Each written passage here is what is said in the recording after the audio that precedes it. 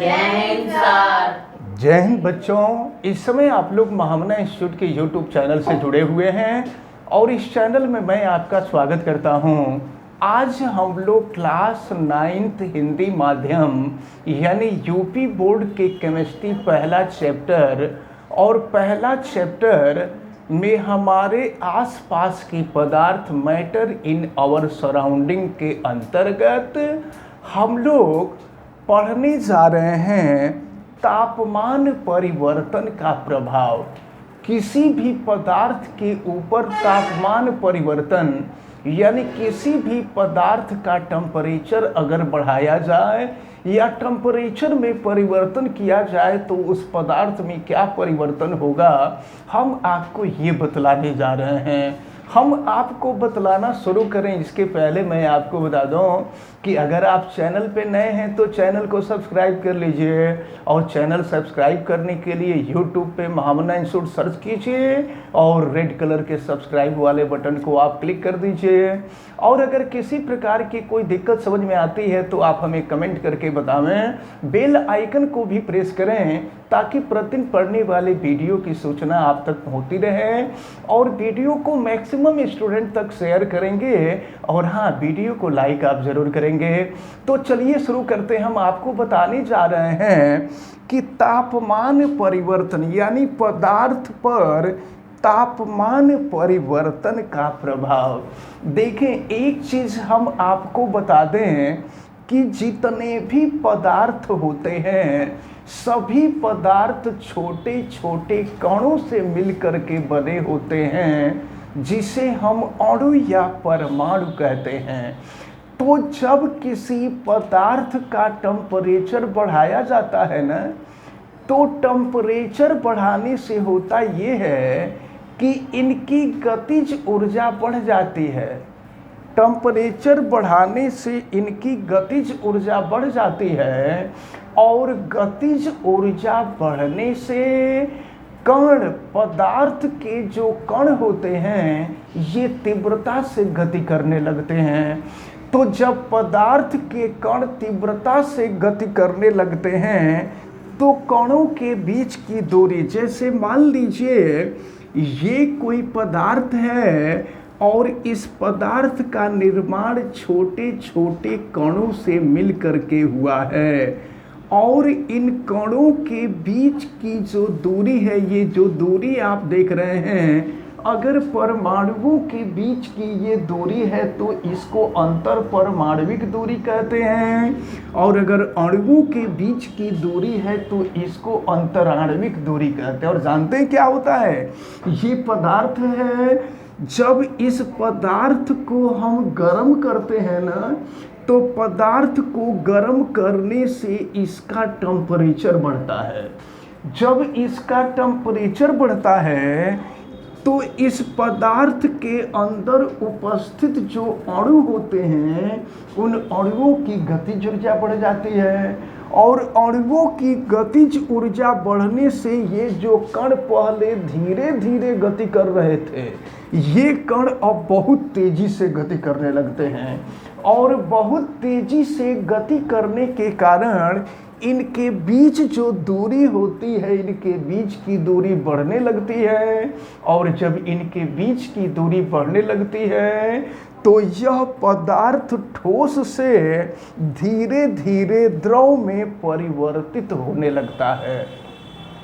तो ठोस पदार्थ को द्रव में परिवर्तित, ऐसे कह लीजिए कि ठोस पदार्थ को द्रव में परिवर्तित होने की क्रिया को हम गलन कहते हैं। गलन यानी मेल्टिंग।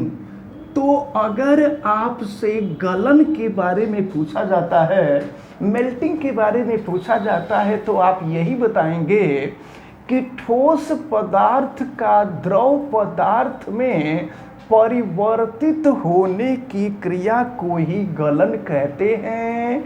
और वह ताप, ध्यान समझ लीजिए, वह ताप जिस पर ठोस द्रव में परिवर्तित होता है उस ताप को हम गलनांक कहते हैं, यानी कि मेल्टिंग पॉइंट कहते हैं। तो इनको भी अच्छी तरह से हमें ध्यान में रखे रहना है। अब इसके साथ साथ एक चीज़ और हम आपको बता दें कि अगर पदार्थ के अणुओं के बीच की दूरी बहुत कम है, देखिए ठोस जो होते हैं, ठोस भी कई तरह के होते हैं। कुछ ठोस ऐसे होते हैं, देखिए ठोस पदार्थ के अणुओं के बीच की दूरी बहुत कम होती है। द्रव पदार्थ के अणुओं के बीच की दूरी ठोस से अधिक होती है और गैस पदार्थ के अणुओं के बीच की दूरी बहुत ही अधिक होती है। तो अब ठोस पदार्थ के अणुओं के बीच की दूरी बहुत कम होती है, लेकिन कुछ ठोस पदार्थ ऐसे होते हैं जो बहुत ही कड़े होते हैं और जल्दी टूटते नहीं हैं, और कुछ ठोस पदार्थ ऐसे होते हैं कि उनको थोड़ा सा भी झटका लगता है तो वो ठोस पदार्थ टूट जाते हैं। तो इसका कारण क्या होता है?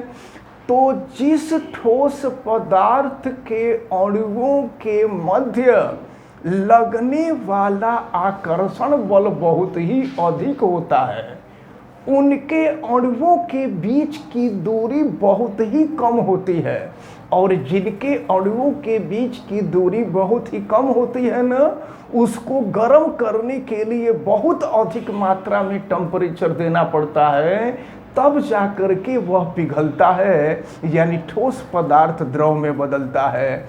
लेकिन अगर कोई ऐसा ठोस है जिनके अणुओं के बीच की दूरी ज़्यादा है, तो जब अणुओं के बीच की दूरी ज़्यादा होने से उनके मध्य कार्य करने वाला जो आकर्षण बल होता है, वह आकर्षण बल बहुत ही कम होता है, जिसके वजह से जब उसको हम बाहर से टेम्परेचर देते हैं, बाहर से गर्म करते हैं ना, तो वह बहुत जल्दी ही पिघलता है। तो कहने का मतलब हमारा ये है कि किसी भी ठोस पदार्थ का गलनांक इस बात पर निर्भर करता है कि ठोस के कणों के बीच लगने वाला आकर्षण बल कम है अथवा ज़्यादा है। अगर ठोस पदार्थ के कणों के बीच लगने वाला आकर्षण बल ज़्यादा होगा तो उसका गलनांक बहुत अधिक होगा, और अगर आकर्षण बल कम होगा तो उसका गलनांक भी कम होगा, यानी कम ताप पर ही वह पिघल जाएगा। अब इसके बाद इसमें कुछ चीज़ें और होती हैं। अब जैसे मान लीजिए ठोस द्रव में बदलता है, तो ठोस द्रव में कब बदलता है? जब ठोस को हम बाहर से ऊष्मा देते हैं। तो बाहर से ऊष्मा देते हैं तो ठोस द्रव में बदलता है, यानी ठोस गलता है। तो यहाँ पर एक छोटा सा टर्म आता है, गुप्त ऊष्मा। अब हम लोगों को गुप्त ऊष्मा के बारे में पढ़ना है कि गुप्त ऊष्मा क्या है, जिसको हम लेटेंट हीट कहते हैं। गुप्त ऊष्मा क्या है, ध्यान से समझें। कुछ ठोस पदार्थ ऐसे होते हैं ना, या कोई भी ठोस पदार्थ है, सपोज कीजिए आप देखते हैं जाड़े के दिनों में घी जो होता है वो जम जाता है। जब उसको आप गर्म करते हैं तो ऐसा नहीं कि जैसे ही गर्म करेंगे तुरंत वो पिघल जाएगा। कुछ समय तक जब उसको गर्म करेंगे, लगभग 5-10 मिनट तक जब गर्म करेंगे, तो 5-10 मिनट तक गर्म होने के बाद वह द्रव में परिवर्तित होता है। तो अब पदार्थ के अंदर एक गुप्त ऊष्मा होती है। गुप्त ऊष्मा माने छिपी हुई ऊष्मा, जिसको हम लेटेंट हीट कहते हैं। तो गुप्त ऊष्मा की परिभाषा क्या है, ध्यान से समझिए। तो अगर किसी पदार्थ को ऊष्मा दिया जाए और ऊष्मा देने पर उसके ताप में परिवर्तन हुए बिना, समझ लीजिए, ताप में परिवर्तन हुए बिना पदार्थ एक अवस्था से दूसरे अवस्था में चला जाता है, तो उस पदार्थ को जितनी ऊष्मा की आवश्यकता होती है उसे ही उस पदार्थ की गुप्त ऊष्मा कहते हैं। तो गुप्त ऊष्मा को हम ऐसे परिभाषित कर सकते हैं, ध्यान समझें, कि पदार्थ के ताप में परिवर्तन किए बिना उसे एक अवस्था से दूसरे अवस्था में परिवर्तित करने के लिए जितनी ऊष्मा की आवश्यकता होती है उसे ही उस पदार्थ की गुप्त ऊष्मा कहते हैं। गुप्त ऊष्मा की अंग्रेजी लेटेंट हीट होती है, इसलिए गुप्त ऊष्मा को हम हमेशा कैपिटल यल से प्रदर्शित करते हैं। अब एक बात आप ध्यान समझ लीजिए, यदि किसी पदार्थ का द्रव्यमान इस्मान यम हो और उस पदार्थ की गुप्त ऊष्मा कैपिटल यल हो, तो पदार्थ को दी जाने वाली ऊष्मा Q बराबर यम इंटू यल होता है।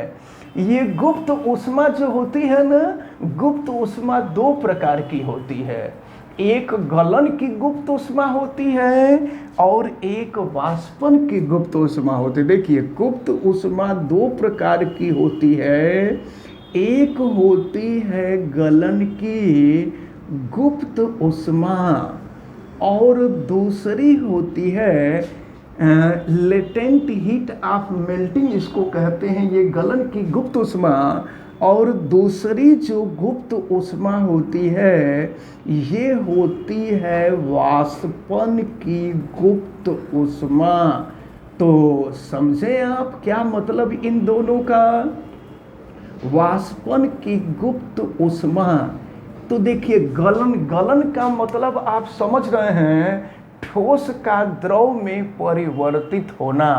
तो समझ लीजिए, तापमान में परिवर्तन किए बिना ठोस अवस्था को, किसी पदार्थ को ठोस अवस्था से द्रव अवस्था में परिवर्तित करने के लिए जितनी ऊष्मा की आवश्यकता होती है उसे ही उस पदार्थ के गलन की गुप्त ऊष्मा कहते हैं। गलन में होता यही है कि पदार्थ ठोस अवस्था से द्रव अवस्था में बदलता है। और वाष्पन में क्या होता है, आपको पता है कि जब किसी पदार्थ को गर्म करते हैं तो ठोस से द्रव में बदलता है। अब अगर उसको ज़्यादा गर्म कर देते हैं तो वह द्रव से वाष्प में बदलता है, वाष्पन की क्रिया होने लगती है, इवेपोरेशन की क्रिया होने लगती है।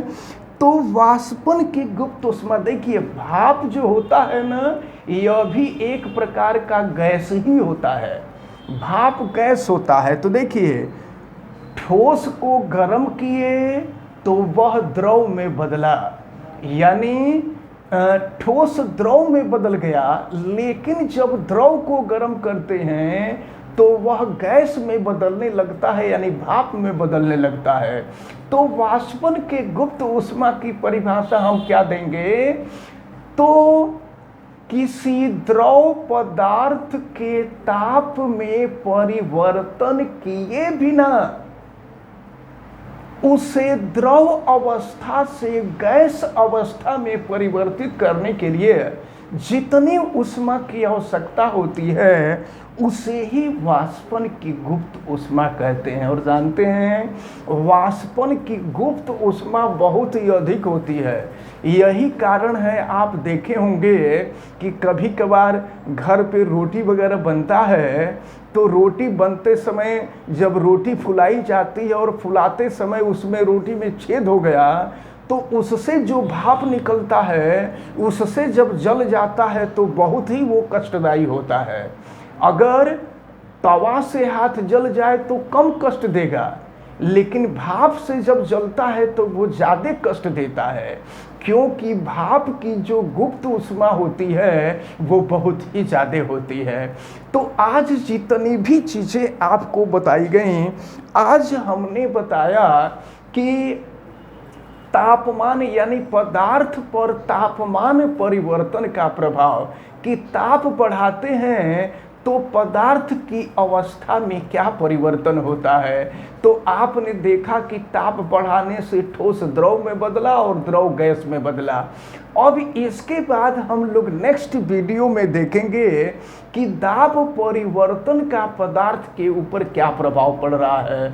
यानी अगर हम दाब बढ़ाएंगे तो किसी पदार्थ की अवस्था में क्या परिवर्तन होगा, इसको हम लोग नेक्स्ट वीडियो में देखेंगे। हमें उम्मीद है कि आज जितनी भी चीज़ें आपको बताई गई हैं, ये सारी चीज़ें आपको अच्छी तरह से समझ में आई होंगी। आप वीडियो को लाइक ज़रूर कीजिएगा और बेल आइकन को तो आप प्रेस कीजिएगा और वीडियो को मैक्सिमम स्टूडेंट तक शेयर कीजिएगा, ताकि मैक्सिमम स्टूडेंट इसको अच्छी तरह से समझ सकें। और अगर किसी प्रकार की कोई दिक्कत समझ में आती है तो आप हमें कमेंट करके बताएं भी। आप सभी लोगों का बहुत बहुत धन्यवाद। जय हिंद।